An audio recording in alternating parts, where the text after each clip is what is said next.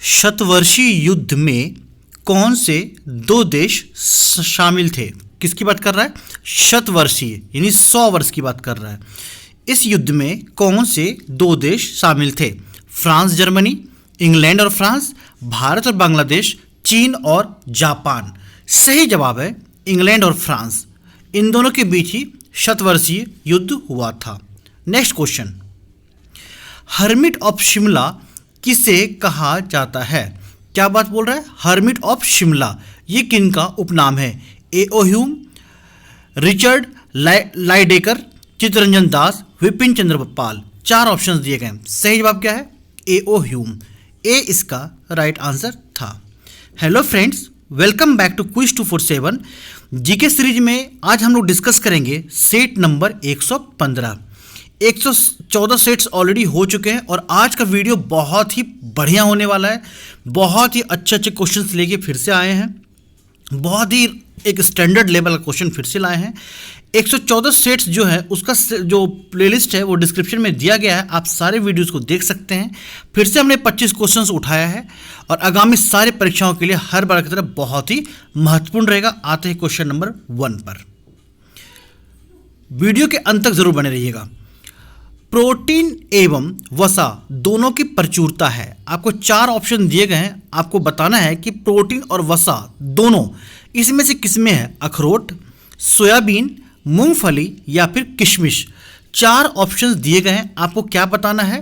Protein और वसा दोनों का बेस्ट स्रोत क्या है? अगर इसका जवाब पता होता है तो आप कमेंट बॉक्स में क्वेश्चन नंबर लिखकर उसका ऑप्शन ए, बी, सी या फिर डी दे सकते हैं।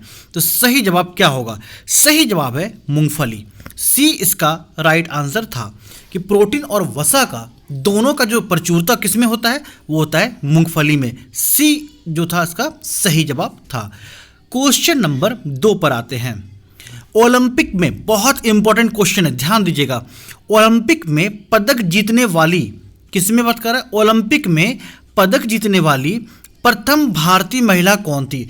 वो भारतीय महिला, पहली भारतीय महिला जिन्होंने ओलंपिक में पदक जीता। ऑप्शन है पीटी उषा, कर्णम मल्लेश्वरी, कुंजा रानी देवी और मैरी कॉम। 4 ऑप्शंस आपके पास दिए गए हैं। आपको क्या बताना है कि वो पहले भारतीय महिला कौन थी जो कि ओलंपिक में सबसे पहले पदक जीता था। वो सही जवाब क्या होगा? तो सही जवाब है कर्णम मल्लेश्वरी। कर्णम मल्लेश्वरी जो हैं उन्होंने ही सिडनी ओलंपिक में, यानी जो 2000 में हुआ था, ईस्वी में हुआ था। कब हुआ था? 2000 ईस्वी में जो सिडनी ओलंपिक हुआ था उसी में उन्होंने 54 केजी का वेट लिफ्टिंग किया था। कितने केजी का? 54 केजी का वेट लिफ्टिंग किया था और इसमें ब्रोंज मेडल जीता था। तो स्वर्ण पदक जीतने वाली, प्रथम पदक जीतने वाली ओलंपिक में महिला कौन थी? कर्णम मल्लेश्वरी, भारतीय महिला, जिन्होंने कब ये 2000 में जीता था 54 केजी वेट लिफ्टिंग में। बी इसका सही जवाब था। क्लियर हो गया दोस्तों? हम लोग जो वीडियो लाते हैं सप्ताह के 4 दिन लाते हैं, सोमवार, बुधवार, शुक्रवार और रविवार। Monday, Wednesday, Friday and Saturday. आज वेडनेसडे है, अगला वीडियो फ्राइडे को आएगा। हर वीडियो में 25-25 क्वेश्चंस होते हैं, यानी सप्ताह में 100 टॉप क्वेश्चंस हम लोग पढ़ते हैं और वीडियो का टाइम होता है रात के 9:30 बजे। क्लियर है? आते क्वेश्चन नंबर 3 पर।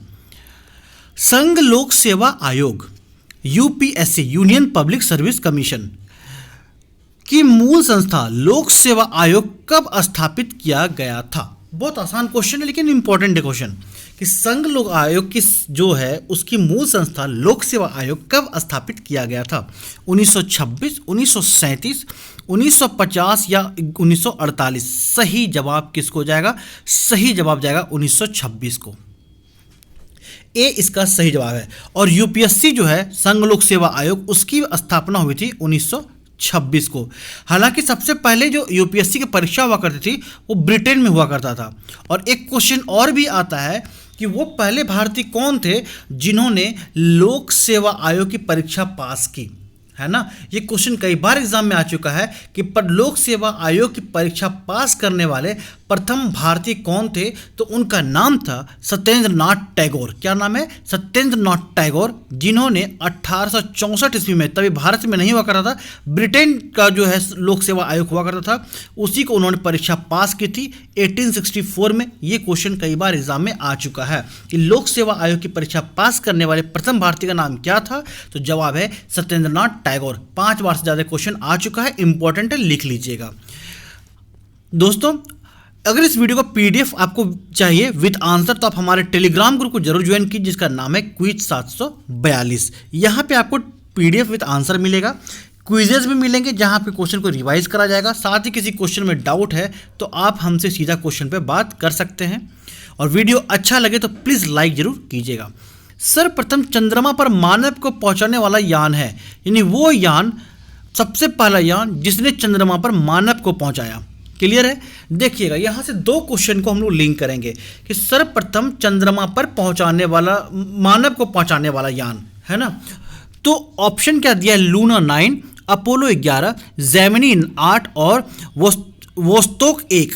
4 ऑप्शन दिया गया है। आपको क्या बताना है कि वो यान जो सबसे पहले किसी इंसान को चंद्रमा पर पहुंचाया था, चंद्रमा पर पहुंचने वाले पहले इंसान का नाम क्या था? वो था नील आर्मस्ट्रॉन्ग। क्या नाम था? नील आर्मस्ट्रॉन्ग, ये उनका नाम था, जो कि 1969 ईस्वी में 1969 में चंद्रमा पर कदम रखे थे, है ना। तो ये पहले व्यक्ति थे। तो क्वेश्चन यहां से भी निकाल सकते हैं कि जो नील आर्मस्ट्रॉन्ग चंद्रमा पे गए थे वो किस यान से गए थे, तो ये नाम था अपोलो 11। क्या नाम था? अपोलो 11। ये पहला यान था कि चंद्रमा पर किसी इंसान को ले गया था। वैसे चंद्रमा पर पहुंचने वाला पहला यान का नाम है लूना। क्या नाम है? लूना। तो यहाँ पे कंसेप्ट क्लियर हो गया। बी इसका सही जवाब है। अपोलो 11 एक ऐसा चंद्रयान था जो सबसे पहले किसी इंसान को, किसी मानव को चंद्रमा पर ले गया था। वो कब ले गया था? 1969 ईस्वी में। किसको ले गया था? नील आर्मस्ट्रॉन्ग को लेके गया था। क्वेश्चन नंबर 5 देखते हैं। गोल्डन फाइबर किस उद्योग को कहा जाता है? गोल्डन फाइबर ये किसका उपनाम है? ऐसे भी आता है। गोल्डन फाइबर किसको बोलते हैं? रेशम, सूती, बाजरा या फिर जूट। गोल्डन फाइबर किसको बोला जाता है? सिंपल क्वेश्चन ये है। सही जवाब क्या होगा? सही जवाब है जूट। जूट को गोल्डन फाइबर भी बोला जाता है। क्लियर है? सफेद सोना भी कहीं कहीं लिखते हैं इसको। सफेद सोना किसको लिखते हैं? तो जूट को लिखते हैं। डी इसका सही आंसर है। दोस्तों, एक छोटा सा रिक्वेस्ट आप लोगों से, अगर आप चैनल पे नए हैं या वीडियोस देखते बट अब तक सब्सक्राइब नहीं किया है तो सब्सक्राइब कर लीजिएगा। साथ ही बेल आइकन दबा दीजिएगा ऑल नोटिफिकेशन के लिए, ताकि जो हमारे से वीडियोस आते हैं एग्जाम पर्पस ऑफ व्यू से, आपको उसमें नोटिफिकेशन मिलते रहे और आपकी तैयारी अच्छी होते रहे। वीडियो अच्छा लगे, सीखने को मिले तो लाइक जरूर कीजिएगा। इससे आपको कॉस्ट नहीं लगता बट मुझे मोटिवेशन मिलता है। ऐसे वीडियोस लेके मैं आते रहता हूँ और कोशिश रहेगी और अच्छे अच्छे कंटेंट आपके लिए, जो परीक्षा उपयोगी कंटेंट है, परीक्षा में आपको मदद करेगा, उसको लेके मैं आ सकूं। क्वेश्चन नंबर 6 की बात करते हैं, थोड़ा सा इसको डिटेल में जानेंगे। कांग्रेस ने किस एकमात्र गोलमेज सम्मेलन में भाग लिया था? क्या था गोलमेज सम्मेलन? ये जानते हैं पहले। देखो, हुआ क्या था, जब गांधी जी ने नमक यात्रा शुरू करवा दी, नमक यात्रा स्टार्ट करा दिया गया, तो अंग्रेजों को एहसास हो गया था कि अब हमारा जो शासन है वो ज़्यादा दिन तक नहीं चलेगा। जो ब्रिटिश लोग भारत में कब्जा बना रखे थे, इस नमक यात्रा में जो भारतीय जनता का एक विरोध दिख रहा था अंग्रेजी शासन के विरुद्ध, या जो उनका एक डेडिकेशन दिख रहा था, तो अंग्रेजों को एहसास हो चुका था कि उनका शासन अब ज़्यादा दिन नहीं चलने वाला है। तो उन्होंने क्या किया कि ब्रिटेन में एक सम्मेलन रखा और उस सम्मेलन में उन्होंने चाहा कि कैसे इस नमक यात्रा को कैंसिल किया जाए, कैसे भारतीयों को समझाया जाए और फिर से अपना शासन कंटिन्यू किया जाए। तो वहाँ पे जो सम्मेलन रखा गया, उस सम्मेलन को नाम दिया गया था गोलमेज सम्मेलन। तो उम्मीद करता हूँ गोलमेज सम्मेलन अब क्लियर हो गया होगा कि भारत में जो राष्ट्रीय आंदोलन था उसको कुचलने का एक तरीका था, एक षड्यंत्र था, है ना। तो गोलमेज सम्मेलन क्या है, ये कंसेप्ट क्लियर हो गया। अब है क्या, गोलमेज सम्मेलन, कितने गोलमेज सम्मेलन हुए थे? तो टोटल 3 गोलमेज सम्मेलन हुए थे। क्लियर समझिएगा, इस क्वेश्चन को इसलिए डिटेल में बता रहे हैं, इससे घुमा फिरा क्वेश्चन आगे पीछे करके निकालता है। तो पहला गोलमेज सम्मेलन कब हुआ था? तो हुआ था नवंबर से लेके 1930 से लेके जनवरी 1931। पहला गोलमेज सम्मेलन होता है नवंबर 1930 से जनवरी 1931, पहला गोलमेज सम्मेलन। दूसरा गोलमेज सम्मेलन कब हुआ था? तो दूसरा हुआ था सितंबर से लेके दिसंबर तक 1931। समझिएगा, 1930 में स्टार्ट हुआ नवंबर में, जनवरी 1931 यानी 2 महीने में बंद। दूसरा गोलमेज सम्मेलन क्या हुआ? सितंबर में स्टार्ट हुआ, दिसंबर 1931 में खत्म। और तीसरा जो गोलमेज सम्मेलन हुआ था वो नवंबर से लेके दिसंबर तक 1932 में हुआ था। तो ये 3 गोलमेज सम्मेलन कराए गए थे, लेकिन अंग्रेजों का यह षड्यंत्र काम नहीं आया। तो प्रथम गोलमेज सम्मेलन, अब आते हैं क्वेश्चन में। जो तीनों गोलमेज सम्मेलन था उसमें क्वेश्चन ये भी आ चुका है कि वो कौन से भारतीय थे जिन्होंने तीनों गोलमेज सम्मेलन में भाग लिया। तो वो थे डॉक्टर भीमराव अंबेडकर। क्लियर हो गया कि तीनों गोलमेज सम्मेलन में भाग लेने वाले थे डॉक्टर भीमराव अंबेडकर, और सिर्फ सेकेंड गोलमेज सम्मेलन में भाग लेने वाले थे महात्मा गांधी। क्लियर हो गया कि तीनों गोलमेज सम्मेलन में भीमराव अंबेडकर ने भाग लिया भारत की ओर से, जबकि सिर्फ दूसरे गोलमेज सम्मेलन में किसने भाग लिया था? महात्मा गांधी ने भाग लिया था। महात्मा गांधी ने सिर्फ दूसरे गोलमेज सम्मेलन में भाग लिया था। अब आते हैं क्वेश्चन पर। क्वेश्चन क्या है कि कांग्रेस ने किस एकमात्र गोलमेज सम्मेलन में भाग लिया? तो जवाब था द्वितीय गोलमेज सम्मेलन, बी इसका राइट आंसर था। सिर्फ सेकेंड गोलमेज सम्मेलन कब से कब तक हुआ था? वो हुआ था सितंबर से दिसंबर 1931। इस गोलमेज सम्मेलन में कांग्रेस ने भाग लिया जिसमें महात्मा गांधी गए थे। क्लियर हो गया गोलमेज सम्मेलन क्वेश्चन, और इससे घुमा फिरा के 3-4 क्वेश्चन निकलता है। अब ये क्वेश्चन आपका मिस नहीं होगा। समान व्यक्ति में के हृदय का वजन कितना होता है? बहुत अच्छा क्वेश्चन है कि समान व्यक्ति के हृदय का वजन कितना होता है? 300 से 350 ग्राम, 350 से 400 ग्राम, 200 से 250 ग्राम और 250 से 300 ग्राम। सही जवाब क्या होगा? सही जवाब होगा 300 से 350 ग्राम। ए इसका सही जवाब था। और अच्छा क्वेश्चन ये आता है एक नवजात शिशु के बच्चे का हृदय का भार कितना होता है? तो आप लगाएंगे जवाब लगभग 250 ग्राम। क्लियर हो गया दोस्तों? वीडियो अच्छा लग रहा है तो प्लीज़ लाइक कीजिएगा। दोस्तों शेयर करना ना भूलें। हमें खुशी मिलती है जब लाइक मिलता है आप लोगों का, तो लगता है नहीं कुछ ना कुछ मैं आप लोग के लिए मेहनत कर पा रहा हूँ। धूप के चश्मे में, क्वेश्चन नंबर 8, धूप के चश्मे के किस कांच का प्रयोग किया जाता है? बहुत अच्छा क्वेश्चन है कि धूप का जो चश्मा होता है उसमें कौन सा कांच का प्रयोग किया जाता है? क्रिस्टल कांच, स्फटिक, फ्लिंट या पायरेक्स। 4 ऑप्शन दिया गया है। आपको क्या बताना है कि धूप के चश्मे के लिए कौन सा कांच प्रयोग होता है, और ये सही जवाब है फ्लिंट कांच। सी इसका सही जवाब था। दोस्तों टेलीग्राम ग्रुप को ज्वाइन करना ना भूलें जिसका नाम है क्विज 742। साथ ही चैनल पे नए हो या सब्सक्राइब नहीं किया तो सब्सक्राइब कर लेना और बेल आइकन को दबा देना ऑल नोटिफिकेशन के लिए, ताकि हमारा आने वाले वीडियो का आपको नोटिफिकेशन मिल सके। आते हैं क्वेश्चन नंबर 9 पर। ये आ गया स्टैटिक जीके का क्वेश्चन। लोअर भवानी बांध किस राज्य में स्थित है? कौन सी बात कर रहा है? लोअर भवानी। इसका दूसरा नाम आपको मिलेगा भवानी सागर डैम। भवानी सागर बांध को ही तो इंग्लिश में डैम बोलते हैं। तो लोअर भवानी या भवानी सागर दोनों एक ही है। तो कह रहे ये किस राज्य में है? तो पहले बता दो ये भवानी नदी पर बना हुआ है। भवानी नदी पर बना हुआ बांध है। और ये किस राज्य में है? तेलंगाना, केरल, आंध्र प्रदेश या तमिलनाडु। 4 ऑप्शन दिए गए हैं कि लोअर भवानी या भवानी सागर डैम या बांध किस राज्य में स्थित है। सही जवाब होगा तमिलनाडु। डी इसका राइट आंसर है। नेक्स्ट क्वेश्चन पे आते हैं। अभी ये इंट्रोडक्शन में क्वेश्चन था कि शतवर्षीय युद्ध में कौन 2 देश शामिल थे? जवाब में हमने पढ़ा था इंग्लैंड और फ्रांस। कारण क्या था? ये जो युद्ध हुआ था, सबसे पहले बता दें, ये युद्ध हुआ था 1337 से लेके 1453 तक, लगभग 116 वर्षों तक ये युद्ध हुआ था। और इस युद्ध का कारण क्या था कि फ्रांस की राजगद्दी, और कुछ नहीं था, फ्रांस की राजगद्दी थी। हालांकि बाद में इंग्लैंड को हार ही मानना पड़ा, हार ही होना पड़ा और फ्रांस जीत गया, लेकिन इसमें था कि फ्रांस की राजगद्दी पर विजय पाना। और ये 100 वर्षों से ज़्यादा 100 वर्षों तक चला, इसलिए इसको शतवर्षीय युद्ध का नाम दिया गया, जो कि इंग्लैंड और फ्रांस के बीच हुआ था। अब कब से कब तक हुआ था ये भी मैंने आप लोग को बता दिया। तो बी इसका सही आंसर है। अगले क्वेश्चन पे आते हैं, क्वेश्चन नंबर 11। विश्व में अंग्रेजी बोलने वाले तथा हिंदी बोलने वाले लोगों का अनुपात क्या है? बहुत अच्छा क्वेश्चन कि इंग्लिश और हिंदी बोलने वाले लोगों का अनुपात क्या है? विश्व की बात कर रहा है। सही जवाब क्या होगा? 70:30, 60:4, 65:35 और 55:45। सही जवाब क्या होगा? विश्व में अंग्रेजी और हिंदी बोलने का अनुपात क्या होगा?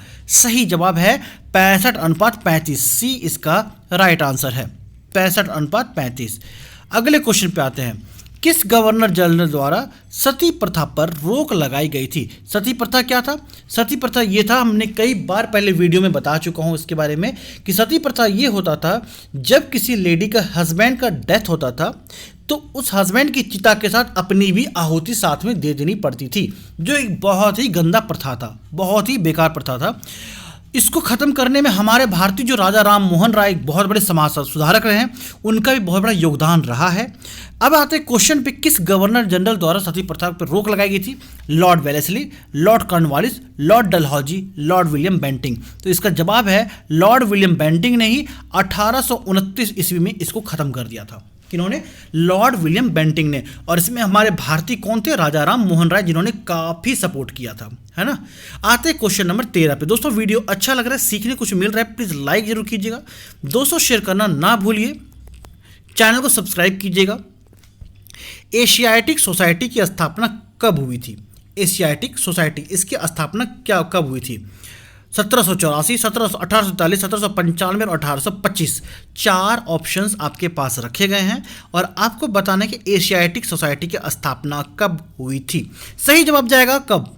सही जवाब जाएगा 1784 ईस्वी में। और कहाँ हुई थी? वो थी कलकत्ता। कलकत्ता, जिसको आज कोलकाता के नाम से जानते हैं, कलकत्ता में विलियम जोन्स के द्वारा हुआ था। किसके द्वारा हुआ था? विलियम जोन्स के द्वारा हुआ था। ठीक है, जोन्स ने किया था एशियाटिक सोसाइटी की स्थापना। कब? 1784 में। कहाँ? कलकत्ता में। क्वेश्चन नंबर 14 पे बात है, और ये क्वेश्चन अभी जस्ट हम लोगों ने पढ़ा था कि हर्मिट ऑफ शिमला किन्हें कहते हैं, तो ये था A.O. ह्यूम। अभी हमने पढ़ा था, इंट्रोडक्शन में क्वेश्चन पढ़ा था, ए इसका सही जवाब था। आते क्वेश्चन नंबर 15 पे, धर्म सुधार आंदोलन की शुरुआत किस सदी में हुई थी? धर्म सुधार आंदोलन 11वीं, 16वीं, 18वीं या 5वीं सदी? कब हुआ था धर्म सुधार आंदोलन? सही जवाब क्या है? तो सही जवाब जाएगा 16वीं सदी, जाके ऑप्शन नंबर बी इसका सही जवाब है। दोस्तों टेलीग्राम ग्रुप को ज्वाइन करना ना भूलिए, जिसका नाम है QUIZ 742। ये इसका टेलीग्राम ग्रुप का चैनल, वहाँ जरूर ज्वाइन कीजिए, आपको फ़ायदा ही मिलेगा।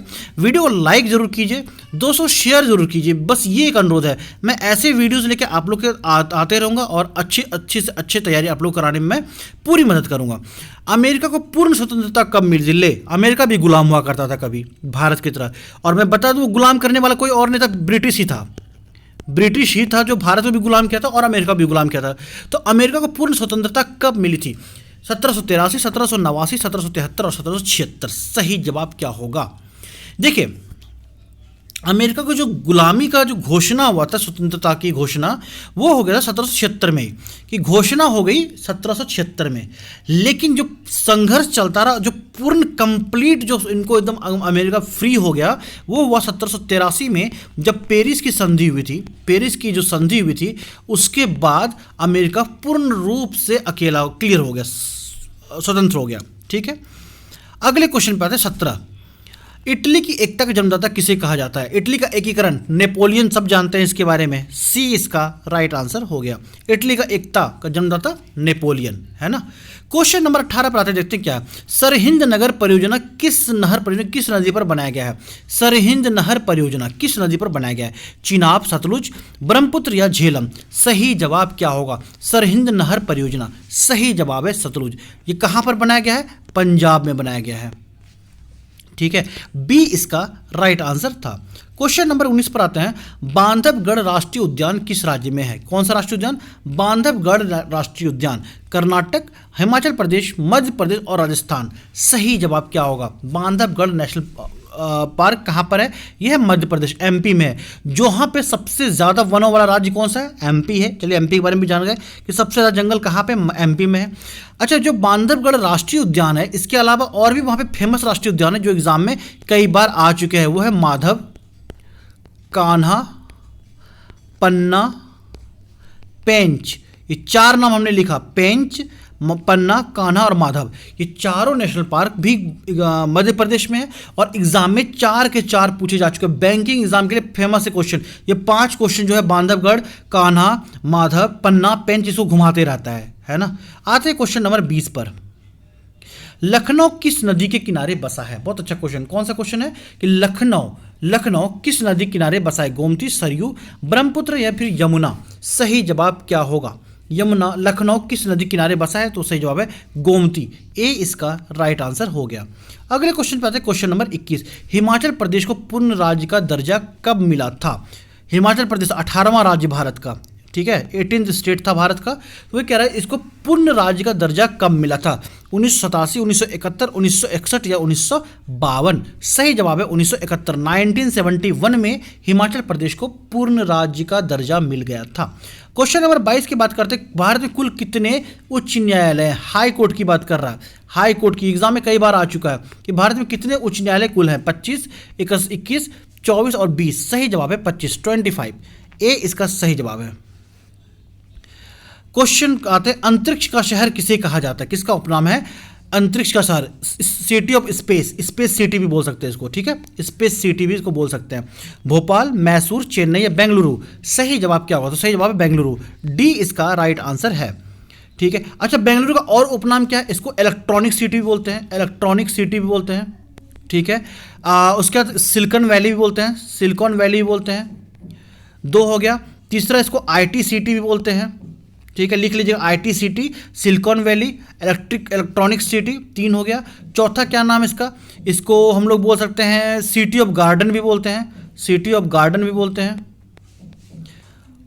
है ना। चलिए अगले क्वेश्चन पर आते हैं। अगला क्वेश्चन क्या है वो देखते हैं। राष्ट्रीय विकास परिषद का गठन कब हुआ था? राष्ट्रीय विकास परिषद 1947, 1952, 1965 या 1949? सही जवाब क्या है कि राष्ट्रीय विकास परिषद का गठन कब हुआ था? तो वो हुआ था 6 अगस्त 1952 को। और राष्ट्रीय जो विकास परिषद है उसका लक्ष्य क्या था कि जो भी देश के अंदर योजना बनाए जा रहे हैं, जितने भी तरह का योजना बन रहा है, उसमें सिर्फ और सिर्फ केंद्र नहीं जबकि राज्यों की भी भागीदारी होनी चाहिए। तो राष्ट्रीय विकास परिषद का लक्ष्य क्या था कि जो भी देश में योजना बनेगा उसमें राज्यों की भी भागीदारी सुनिश्चित हो। यह था राष्ट्रीय विकास परिषद और इसका गठन कब हुआ था? 6 अगस्त 1952। बी इसका सही जवाब था। यह था वीडियो का सेकंड लास्ट क्वेश्चन। अब आते हैं आज के वीडियो का आखिरी क्वेश्चन पर। बैरोमीटर की खोज किसने की थी? बैरोमीटर की खोज किसने की थी? टॉरिसेली, ब्लेज पास्कल, डेनियल बर्नूली और इनमें से कोई नहीं। सही जवाब क्या होगा?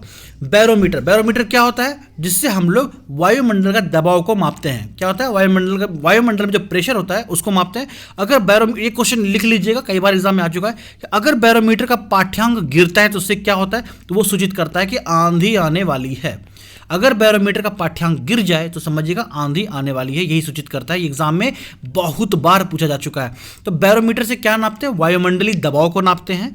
और क्वेश्चन अब है कि बैरोमीटर की खोज किसने की थी? तो वह है टॉरिसेली ने ही बैरोमीटर की खोज की थी। तो उम्मीद करता हूं दोस्तों आज के वीडियो से आपको बहुत कुछ सीखने को मिला होगा। वीडियो अच्छा लगा होगा, लाइक जरूर कीजिएगा, शेयर जरूर कीजिएगा, प्यार दीजिएगा अपना वीडियो को। टेलीग्राम ग्रुप को ज्वाइन करना ना भूलें, इससे आपको फ़ायदा ये लॉस नहीं है। बहुत सिंपल, क्विज 742 लिखिएगा, आप उस ग्रुप में ऐड हो जाइएगा। और बने रहिए वीडियो के साथ। कल नहीं परसों यानी शुक्रवार को फिर से मिलेंगे रात के 9:30 बजे नए वीडियो के साथ। तब तक के लिए वीडियो को प्यार दीजिएगा, सब्सक्राइब कीजिएगा। जय हिंद, जय जवान, जय किसान। Good night.